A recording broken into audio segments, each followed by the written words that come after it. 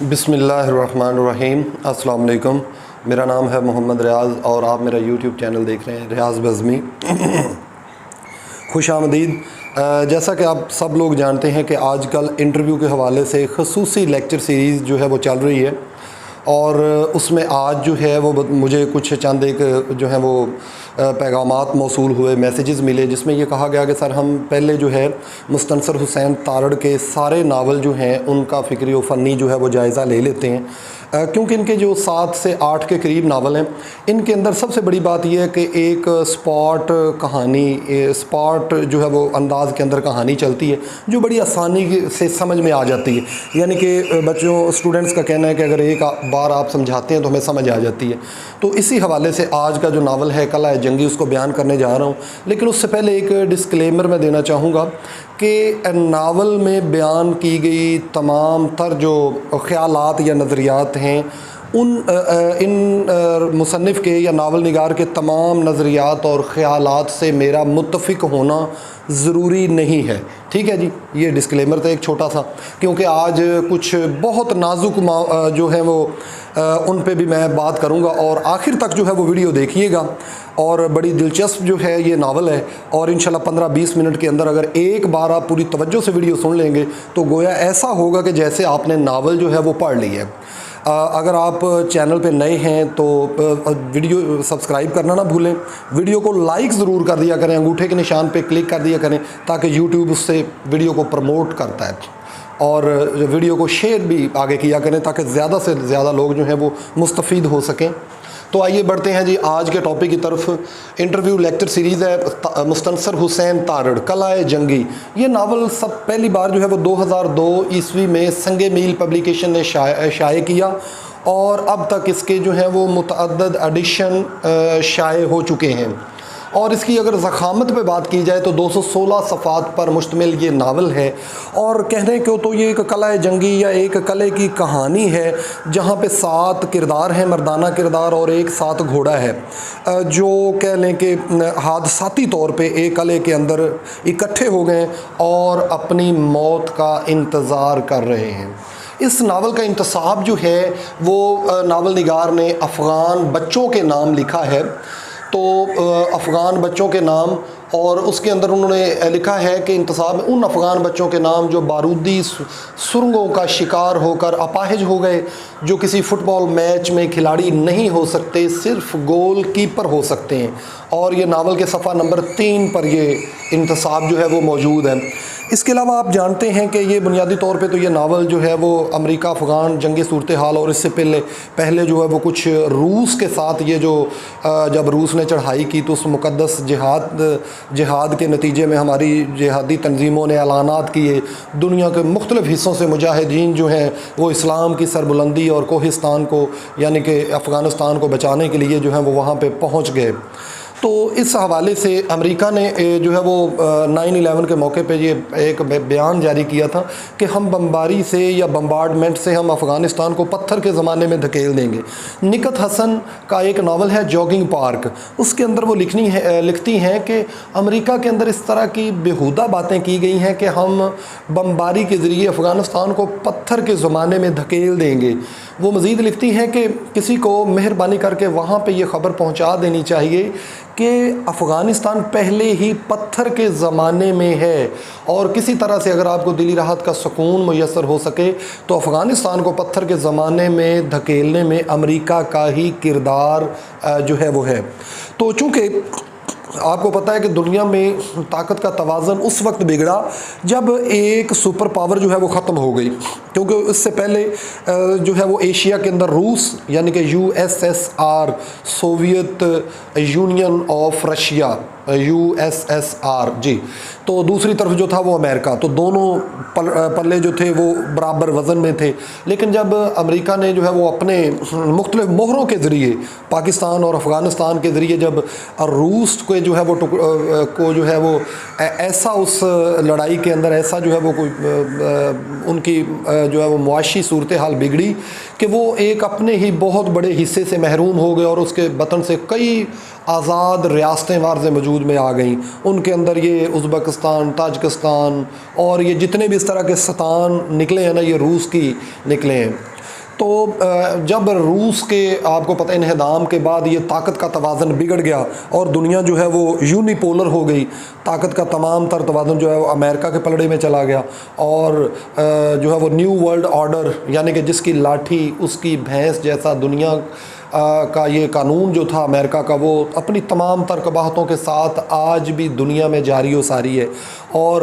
کبھی جو ہے وہ کسی ممالک میں جمہوریت کے نام پہ، اور کہیں پہ کچھ ہیلے بہانے، اور کچھ پہ جو ہے وہ معدنی وسائل پہ قبضہ کرنے کی غرض سے جو ہے مختلف ممالک پہ امریکہ کی یہ چڑھائی جو ہے وہ ہوتی رہی ہے۔ تو اسی تناظر میں یہ لکھا گیا ایک ناول ہے، اور اس ناول میں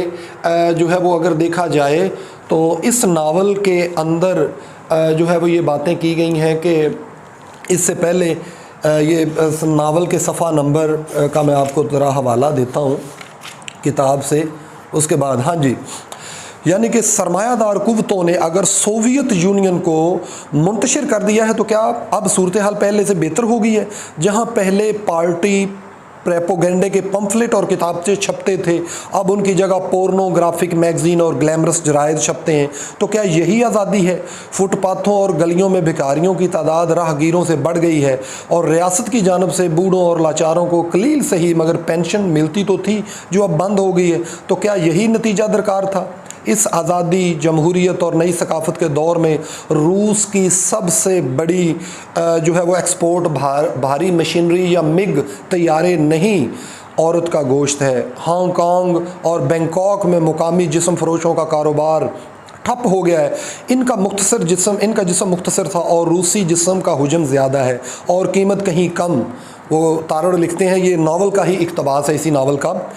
صفحہ نمبر 115 پہ اس ناول پہ یہ اقتباس میں نے آپ کے سامنے پیش کیا۔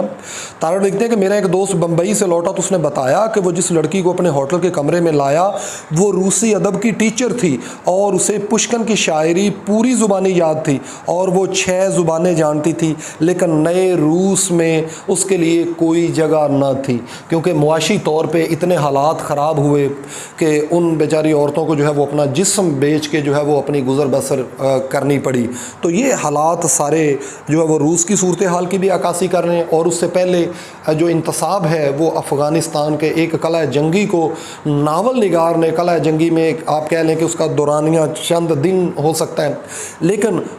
ناول نگار کا یہ فن ہے کہ اس نے اس قلعہ جنگی کو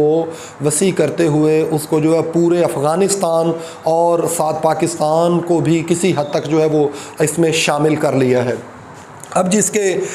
ناول کے کرداروں پہ بات کرتے ہیں، جیسا کہ میں نے کہا کہ ناول میں کل مردوں کے کردار جو ہیں وہ 7 آئے ہیں۔ ایک 8واں کردار نسوانی کردار ہے، عورت ہے جو دادی ہوتی ہے ابو طالب کی، جس کا تعلق چیچنیا سے ہوتا ہے۔ 8 کردار گویا 7 مردوں کے، ایک عورت کا اور ایک گھوڑا ہے۔ عام طور پہ آپ کو یہی تاثر ملے گا کہ اس میں صرف 7 مردوں کے کردار ہیں، 8واں کردار گھوڑے کا ہے، جبکہ ایک کردار تھوڑے وقت کے لیے ناول کے جو ہے وہ پیرائے میں آتا ہے، تو ناول کی سطح پہ نمودار ہوتا ہے اور چند باتیں کہنے کے بعد جو ہے دوبارہ اس کا ذکر نہیں آتا۔ تو وہ ابو طالب کی دادی جو ہے وہ نفیسہ خاتون ہوتی ہیں، جو اپنے پوتے کو جو ہے وہ کوہستان کہتی ہیں کہ امام شامل میرے خواب میں آئے تھے اور کہا تھا کہ کوہستان کی حرمت کے لیے جو ہے وہ حرمت بچانے کے لیے اپنے بیٹوں کو جو ہے وہ پیش کرو تاکہ اسلام کی سربلندی جو ہے وہ ہو سکے۔ تو اس ناول کے اندر جو ہے وہ پہلا کردار جو ہے عبد الوہاب کا ہے، جو عرب نژاد ہے، کیمبرج یونیورسٹی سے علم الانسان کی یعنی کہ اینتھروپولوجی کی ڈگری ہولڈر بھی ہے۔ اس کا باپ جو تھا وہ جرمن خاتون کا، جرمن عورتوں کا بڑا کہہ لیں کہ جرمن عورتوں کو اپنی جنسی پیاس بجھانے کے لیے بطور خاص پسند کرتا تھا، اور ناول نگار نے ناول میں بتایا کہ اسی وجہ سے وہ سال میں چند مہینے جرمنی میں جا کر ضرور قیام کرتا تھا تاکہ اپنی اس جو ہے وہ پیاس کو بجھا سکے، اور اپنے اس باپ کی اس یعنی کہ تضاد بھری زندگی اور اسی کی وجہ سے جو ہے وہ کیا کرتا تھا، چونکہ یہ جو پہلا کردار عبد الوہاب یہ عرب نژاد ہے، اور عربوں کے ہاں آپ کو پتہ ہے کہ 4 شادیاں یا 4 عورتیں تو بیک وقت رکھتے ہیں وہ، تو یہ تو خیر اسلام نے بھی اجازت دی ہے، لیکن انہوں نے کچھ اس میں اپنی طرف سے کچھ یہ تبدیلیاں کر لی ہیں۔ مثلاً حاضر موقع پہ 4 ہی رکھتے ہیں، ایک عورت کو رکھا سال 2 سال رکھا، سال رکھا، اسے جو ہے وہ طلاق دے دی، اور پھر ایک اور نئی عورت سے نکاح کر لیا، پھر اسے طلاق دے دی، یعنی کہ جس طرح کہ کسی شاعر نے کہا تھا کہ رند کے رند ہی رہے ہاتھوں سے جنت نہ گئی۔ گئی اور ممتاز مفتی نے جو اپنے والد یعنی کہ ٹین کا سپاہی کے نام سے موسوم کیا ہے، تو اس کا باپ بھی جو ہے وہ گویا ایک ٹین کا سپاہی ہی تھا عورتوں کے معاملے میں، تو وہ اپنے باپ کی اس طرح کی جو زندگی ہے اس سے بڑا اکتا جاتا ہے اور اپنے ایک دوست کے مشورے پہ جو ہے وہ اس جہاد کا حصہ بن کے اس قلعہ جنگی میں موت کا انتظار کر رہا ہے۔ آگے جی دوسرا کردار ہے، یہ مرتضیٰ کا ہے۔ اس کا تعلق، یہ دوسرا کردار اس کا تعلق ایک ایسی کلاس سے ہے جو خاص موقعوں پر فائدہ اٹھا کر ارب پتی ہو جاتی۔ اس کا باپ جو ہے وہ کرنل ارتضیٰ بیگ تھا، یعنی کہ یہ جو دوسرا کردار ہے مرتضیٰ، اس کے باپ کا نام ارتضیٰ بیگ تھا جو فوج میں کرنل تھا، اور یہ ساری آراء جو ہیں وہ مصنف کی ہی ہیں، میرا ان سے متفق ہونا ضروری نہیں۔ تو وہ کہتا ہے کہ اس جہادی ونگ کو جلانے کے لیے اس کا انتخاب کیا گیا تھا، اور اسے جتنا پیسہ سعودی ریال، ڈالر اور دنیا بھر کی مہنگی مہنگی کرنسیوں کے جو ہیں وہ کہہ لیں کہ ٹینکر فل ہو کے آتے تھے، جو مختلف سول و عسکری قیادت کے جو ہے وہ بنگلوں کے آگے رکتے اور وہاں سے حصہ بقدر جثہ وہ وصول کرتے، جو ہے وہ کنٹینر کے دروازے جو ہے وہ بند ہوتے اور اگلے بنگلے پہ چلے جاتے، اور مختلف ملاؤں کے جو ہے وہ مدرسوں پہ بھی جا کر یہ جو ہے وہ اپنی حاضری لگواتے۔ تو اس کا جو مرتضیٰ بیگ ہے اس کا بھی باپ نے اتنا دولت اور ایسی کلاس سے تعلق ہے کہ جن کو اگر تھوڑا سا موقع ملے تو وہ اتنی دولت کے انبار لگا لیتے ہیں کہ جن کی کچھ ساتھ پشتیں بھی بیٹھ کر کھا لیتی ہیں۔ اور آپ کو پتہ ہے کہ جب دولت بے بہا دولت آتی تو اپنے ساتھ چند خرافات بھی لاتی ہے، ان میں شراب اور عورت وغیرہ اور اس طرح کی رنڈی بازی کرنا ان کے عام مشاغل میں ہو جاتا ہے۔ تو یہ مرتضیٰ بیگ بھی ایک رات جو ہے وہ بلیک لیبل کی شراب کی بوتل آدھی پینے کے بعد، اور ایک ایسی اینکر یا خبریں پڑھنے والی لڑکی جو وہاں پہ اس کا جو ہے وہ بڑی خوبصورت لگتی تھی، بغیر کپڑوں کے جب اس کا رقص دیکھ رہا تھا تو اس کے ذہن کو سکون نہ ملا۔ اس کے بعد اس کی کچھ ایسا جو ہے وہ ذہن پلٹا کہ وہ جہاد کی طرف جو ہے وہ مائل ہوا اور قلعہ جنگی کے اندر پہنچ گیا۔ یہ دوسرا کردار بھی۔ اس کے بعد تیسرا کردار اس کا جو ہے وہ آتا ہے جانی عبد الحمید کا ہے، جو برطانوی شہری ہے۔ مغرب کی آزاد زندگی سے اکتا کر وہ مختلف مذاہب کا جو ہے وہ جائزہ لیتا ہے، مختلف مذاہب کے بارے میں پڑھتا ہے، اور آخرکار اسلام کی حقانیت سے متاثر ہو کر وہ اسلام قبول کر لیتا ہے، اور اسلام قبول کرنے کے بعد جو ہے وہ یہ اس کہہ لیں کہ افغانستان کی جہاد کا حصہ بن جاتا ہے۔ اور اس کے باپ کو جب اس کی خبر ملتی ہے تو اس کا باپ اسے یہ کہتا ہے کہ تم ان جاہل ملاؤں کا ساتھ دینے کے لیے جا رہے ہو جنہوں نے جو ہے وہ اپنی وجہ سے افغانستان کو پتھر کے زمانے میں دھکیل دیا ہے۔ ملا عمر جس نے آج تک جو ہے وہ افغانستان سے کابل سے باہر کبھی نہیں نکلا، اس کا وہاں پہ اندھا قانون چلتا ہے، باپ اور بیٹے کی یہ تکرار چلتی ہے۔ اس کا باپ جو ہے وہ کرسچن ہوتا ہے، تو یہ اس کا باپ کرسچینٹی کی جو ہے وہ عیسائیت کی طرف اسے مائل کرنا چاہتا ہے، لیکن وہ کہتا ہے کہ عیسائیت نے بھی تو ابتدائی دور کے اندر کچھ اس طرح کی ظلم و زیادتیاں کی ہوئی ہیں۔ تو اس کا باپ جب ہار جاتا ہے گفتگو کے اندر تو اسے کہتا ہے کہ تمہاری اب برین واشنگ ہو چکی ہے۔ تو یہ کردار بھی کہتا ہے کہ کوئی بھی دنیا کا کوئی بھی جو عقیدہ ہے وہ برین واشنگ کے نتیجے میں ہی تو بندہ قبول کرتا ہے۔ تو اس طرح کی باپ اور بیٹے کی آپس میں جو ہے وہ گفتگو ہوتی ہے، اور آخر کار میں یہ بھی جو ہے وہ اپنے ایک دوست کے مشورے پر جو ہے وہ افغانستان جہاد کا حصہ بن جاتا ہے۔ چوتھا کردار جو ہے وہ اللہ بخش کا ہے، یہ پاکستانی اور میراثیوں کے خاندان سے اس کا تعلق ہے، اور دوسروں کی نسبت جب یہ مردہ گھوڑے کا، یہ سارے ہی تھوڑا بعد میں کچھ کوئی پہلے کھا لیتا ہے کوئی بعد میں، تو سب سے کھانے والا یہی اللہ بخش ہوتا ہے جس کا تعلق میراثیوں کے خاندان سے ہے۔ اور آپ کو پتہ ہے کہ ساری زندگی ایسے لوگ جو ہیں وہ ایک احساس کمتری کے اندر جو ہے وہ زندگی گزار دیتے ہیں۔ یہ داڑھی رکھنے اور جب اسے کلاشن کوف جو ہے وہ مل جاتی ہے اور زندگی میں پہلی بار اسے پیٹ بھر کر دن میں 3 دفعہ مدرسے کے اندر کھانا ملنا شروع ہو جاتا ہے، تو اس کے استاد محترم اسے کہتے ہیں اللہ بخش جو ہے وہ ایسا کر کلاشن اٹھا اور مقدس جہاد کا حصہ بن جائے، اسلام تجھے جو ہے وہ پکار رہا ہے۔ تو کہیں کہیں تارڑ نے یہ جو پرائیویٹ قسم کا جہاد اسلام کا ایک اہم رکن ہے، اس سے کسی کو انکار نہیں، لیکن ڈالروں کے لیے یا کسی اور قوت کے اشارے پر اس رکن کو استعمال کرنا، یہ تارڑ نے اس پر جو ہے وہ تھوڑی سی طنز بھی کی ہے کہ ٹھیک ہے اسلام کی خاطر تو اگر ہم اپنی دین کی خاطر اور دین کی سربلندی بندی کے لیے اگر کریں تو پھر یہ ایک بہت اہم ترین رکن ہے، اس میں کوئی شک نہیں. لیکن اگر ڈالروں کے عوض اور دوسروں کے اشاروں پہ اگر اس کو استعمال کیا جائے جہاد کے نام کو، تو انہوں نے اسے کہا کہ پرائیویٹ قسم کا جہاد جو ہے لانچ ہو گیا تھا پاکستان میں. تو آگے جی یہ اللہ بخش ہے، اور اس کا وہ بتایا نا کہ میراثیوں کے خاندان سے تعلق ہوتا ہے. جب کلاشن اس کے ہاتھ میں آتی ہے تو یہ اپنے آپ کو ایسا سمجھتا ہے کہ کوئی بڑے سے بڑا چودھری بھی میرے سامنے جو ہے وہ دم نہیں مار سکتا ہے. تو گویا یہ وہ اپنا پرانا خاندانی ایک اس احساس کمتری کو بھی ختم کرنے کی کوشش کرتا ہے. پہلی دفعہ پیٹ بھر کر کھانا ملتا ہے اور جنت کی بشارتیں اسے سنائی جاتی ہیں، تو یہ بھی اس مقدس جہاد کے اندر جو ہے وہ پہنچ جاتا ہے، جہاں پہ قلعہ جنگی میں دوسرے ساتھیوں کے ساتھ موت کا انتظار کر رہا ہے، اور ایک گھوڑے کو کسی طرح یہ گھیر کے مار دیتے ہیں. حالانکہ مارنے سے پہلے بھی ان کے آپس میں جو ہے وہ بڑا مکالمہ ہوتا ہے. ان کے اندر جو ہے وہ کچھ کہتے ہیں کہ I can not shoot a horse, کہ ہم گھوڑوں کو قتل نہیں کر سکتے. ابو طالب چیچی کہتا ہے، چیچنیا کا جو باشندہ ہے، وہ کہتا ہے کہ گھوڑے ہمارے لیے بیٹے کی طرح ہیں، اولاد کو کوئی کس طرح قتل کر دیتا ہے. لیکن یہ دنیا کے اندر یہ ایک ہے کہ ہر مذہب کے اندر حلال اور حرام کا کسی نہ کسی حد تک تصور موجود ہے. لیکن جب اپنی جان پہ بنتی ہے تو اسلام نے بھی اجازت دی ہوئی ہے کہ اپنی جان بچانے کے لیے کبھی کبھی جو ہے وہ مردار بھی کھانا پڑ جاتا ہے. تو جب ایسی صورتحال بنتی ہے تو تمام عقائد اور چیزیں دھری کی دھری رہ جاتی ہیں.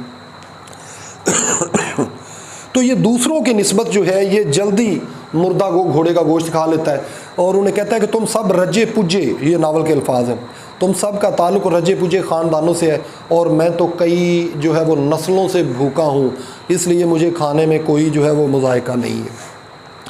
آگے جی پانچواں کردار جو ہے وہ ہاشم میر کا ہے، جو پاکستانی نژاد، یہ برطانوی شہری ہے، اور اس کا باپ جائز اور ناجائز طریقوں سے دولت کے یہ بھی انبار لگا لیتا ہے،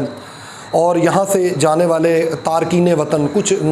غیر قانونی طور پہ بھی جاتے ہیں نا جو ہے وہ برطانیہ کے اندر، تو وہاں ان کو جو ہے وہ روح پوش کر لیتا ہے، اور ان سے 12 16 گھنٹے ڈیوٹی لیتا ہے، اور ان کو انتہائی معمولی معاوضہ دیتا ہے. جب وہ زیادہ معاوضے طلب کی جو ہے وہ ڈیمانڈ کرتے ہیں تو انہیں یہ کہہ دیتا ہے کہ میں تمہیں جو ہے وہ پولیس کے حوالے کر دوں گا، تمہیں ڈیپورٹ کروا دوں گا. تو ان کا استحصال کر کے جو ہے وہ دولت کے ڈھیر لگا لیتا ہے. تو تارڑ نے ایک یہاں پہ یہ بھی بتانے کی کوشش کی ہے کہ حرام کا مال جب بھی آئے گا اس سے جو ہے وہ کسی صورت بھی وہ آگے آپ کی نسلوں کے کام نہیں آتا، بلکہ وہ ایسے ہی جو ہے وہ کہہ لیں کہ جس طرح آیا اسی طرح وہ ختم ہو جاتا ہے. آپ کی نسلیں جو ہیں وہ اسے استعمال کرنے کے قابل نہیں رہتی، اور نسل کو اللہ تعالیٰ تباہ کر دیتا ہے. تو ہاشم میر کا بھی تعلق اس کا ہی ہے. تو اس کا باپ بھی جو ہے وہ دولت اکٹھی کر لیتا ہے، شراب پینے کو وہ جائز سمجھتا ہے. پاکستان سے جب کوئی عالم دین جاتا ہے، یعنی کہ اس کے ظاہر اور باطن کے اندر بڑا تضاد ہے. ظاہر طور پہ وہ بڑا ایک اسلام پرست ہوتا ہے. جب کوئی مولوی جاتا ہے یہاں سے عالم دین کی تبلیغ کے لیے، تو اس کی وہ پوری رات بیٹھ کے تبلیغ بھی سنتا ہے، اور ساتھ گوریوں کے ساتھ یعنی کہ انگریز عورتوں کے ساتھ ہم بستری کرنے کو اسلام کو فوقیت دیتا ہے عیسائیت پر. یہ ناول نگار نے ہمیں بتایا ہے. اور ایک دن یہ جو ہاشم میر ہے اپنے سعودی ہم جماعت المنصور سے یہ متاثر ہو کر اس جہاد کے اندر یہ بھی جو ہے وہ چھلانگ لگا دیتا ہے، اور قلعہ جنگی کے اندر اپنی موت کا انتظار کر رہا ہے، اور آپس میں ان کے بڑے دلچسپ مکالمے جو ہے وہ آپس میں ہوتے ہیں. اس کے بعد چھٹا ہے گل شیر ولی. اس کا تعلق جو ہے وہ وادی دیر سے ہوتا ہے، اور یہ ایک کہہ لیں کہ پٹھان ہوتا ہے. اسے یہ بتاتا ہے کہ مدرسے میں پہلی بار ہمیں نہانے کے لیے صابن ملتا ہے، کھانے کے لیے جو ہے وہ اچھا کھانا 3 وقت میسر ہوتا ہے. آپ کو پتہ ہے کچھ ناردرن ایریاز کے اندر، ریموٹ ایریاز کے اندر انتہائی غربت ہے، اور وہاں پہ کوئی کہہ لیں کہ سورس آف انکم نہ ہونے کے برابر ہے. یہی وجہ ہے کہ یہ لوگ زیادہ تر فوج کے اندر بھرتی ہو جاتے ہیں، یا ملک کے دوسرے علاقوں میں جا کر بطور گارڈ یا سیکیورٹی کے فرائض جو ہیں وہ سر انجام دیتے ہیں. بھائی ہمارے کوئی بڑی بات نہیں. لیکن یہ جو کردار ہے یہاں پہ گل شیر ولی کا، تو یہ بنیادی طور پہ ایک پٹھان کا کردار ہے، اور جس میں وہ ایک احساس محرومی کئی نسلوں تک اس کا پیچھے ہوتا ہے. یہاں پہ آ کے اسے مدرسے کے اندر وہ ساری سہولیات ملتی ہیں. تو وہ کہتا ہے کہ زندگی میں پہلی بار مجھے نہانے کے لیے صابن ملتا ہے، ورنہ وہ کہتا ہے کہ بڑے جو صاحب سائیں تھے، یعنی کہ وہ جو ان کے علاقے کا وڈیرا تھا، اس کا باپ اس کے وہ گھوڑے اور کتوں کو نہلاتا تھا. تو یہ کہتا تھا کہ میرا باپ کہتا ہے کہ صابن صرف کتوں کو نہلانے کے لیے ہوتا ہے، انسانوں کے لیے نہیں ہوتا. تو یہاں آ کر اسے پتہ چلتا ہے کہ صابن بھی نہانے کے لیے استعمال ہوتا ہے. آگے جی آخری اس کا کردار ہے ابو طالب چیچی کا، جو چیچنیا کا باشندہ ہے، اور ایک رات اس کی दादी नफीसा खातून इसे उठाकर कहती है कि इमाम शामिल मेरे ख्वाब में आए थे और उन्होंने ये बशारत दी है, उन्होंने मुझे खुशखबरी दी है कि अपने पोते को जो है वो मुक़द्दस जिहाद के लिए जो है वो कोहिस्तान की हुर्मत और इस्लाम की हकानियत को बचाने के लिए जो है वो अपने पोते को जो है वो इस जिहाद में भेजो। और फ़ौरी ये उसके अपनी दादी के कहने पर वहाँ पे आ जाता है और मौत का इंतज़ार कर रहा है। तो इससे पहले ज़रा नावल के शुरू में एक घोड़े का बयान है, कभी वो सीढ़ियाँ उतर रहा है, कभी ऊपर जा रहा है। तो वो कहते हैं कि हम इसे मार लें ताकि चंद लम्हों के लिए उन्हें इस बात का यकीन है कि अगर हम बाहर निकलेंगे शुमाली इत्तेहाद वाले या अमरीकी जो हैं वो हमें ढूंढ रहे हैं। तो असल में ये पहुँचे कैसे? शुरू ऐसे हुआ है कि इन मुजाहिदीन को जो है वो एक बड़े ग्राउंड में जब इन्हें काबू कर लिया जाता है और कहा जाता है कि हथियार डाल दो, ये हथियार डाल देते हैं और इनसे जो है वो हथियार जब लिए जा रहे होते हैं तो वहाँ पे एक हंगामा बर्पा हो जाता है, ये बगावत कर देते हैं तमाम मुजाहिदीन। तो वो इसका हल क्या तलाश करते हैं? वो एक अदद डेज़ी कटर बम वहाँ पे फेंक देते हैं और आन की आन में जो है वो पूरा ग्राउंड है वो लाशों से भर जाता है। और कहते हैं कि जिस तरह एटम बम के हमले में कोई बच जाने वाले लोग जो हैं वो मरने वालों से भी ज़्यादा बदकिस्मत होते हैं, क्योंकि जो मर गए वो तो जो है वो अदम को सुधार गए, लेकिन जो बच जाते हैं उनकी ज़िंदगी भी मौत से बदतर हो जाती है। तो ये भी किसी ना किसी तरह लोग, ये 7 किरदार और 8वां घोड़े का, ये किसी न किसी तरह जो है वो उस कला के अंदर जो है वो पहुंच जाते हैं और इनके आपस में जो है वो मुकालमात होते हैं और मज़हब के हवाले से और जिहाद के हवाले से, और आपस में ये गुफ्तगू भी करते हैं कि हमें जो ख्वाब दिखाए गए थे वो तो शराब हैं, हमें ट्रेन करने वाले जो मुल्ला हैं वो तो पीछे ही रह गए, ना उन्होंने अपने बच्चों को भेजा ना खुद आए, और हमें जो है वो इस आग का ईंधन जो है वो बना दिया गया है। और वहाँ पे ऐसा महसूस होता है कि जैसे ये पछतावा कर रहे हैं। आखिर में नावल निगार ने जो है वो अनीस नागी कहते हैं, ऐसा लगता है कि नावल निगार जो हैं ये अफ़गानिस्तान की सरज़मीन और यहाँ के बाशिंदों की सरिश्त से नावाकिफ़ हैं, क्योंकि ये वो लोग हैं जो मौत से नहीं डरते हैं। जब एक दफ़ा तहैया कर लेते हैं तो इनके नज़दीक जो है वो ज़िंदगी कोई माने नहीं रखती। तो बहरहाल ये सारे के सारे किरदार, इनमें से एक किरदार का ताल्लुक़ भी अफ़गानिस्तान की सरज़मीन से नहीं है, बल्कि जो है वो दुनिया के मुख्तलिफ़ हिस्सों से इनका ताल्लुक़ है। ये था जी नावल, आज का नावल कला जंगी, उसके मुख्तसर स्टोरी और इसके लिखे जाने का पस मंज़र, इसका इंतसाब, इसकी ज़ख़ामत, इन तमाम बातों पर हमने जो है वो बात की है। अगर आपको वीडियो अच्छी लगे तो लाइक ज़रूर कर दें और उसके बाद जो है वो शेयर करना भी ना भूलें अपने दोस्तों को, और अगर चैनल पे नए हैं तो सब्सक्राइब करना ना भूलिए। इजाज़त दीजिए, अल्लाह निगहबान।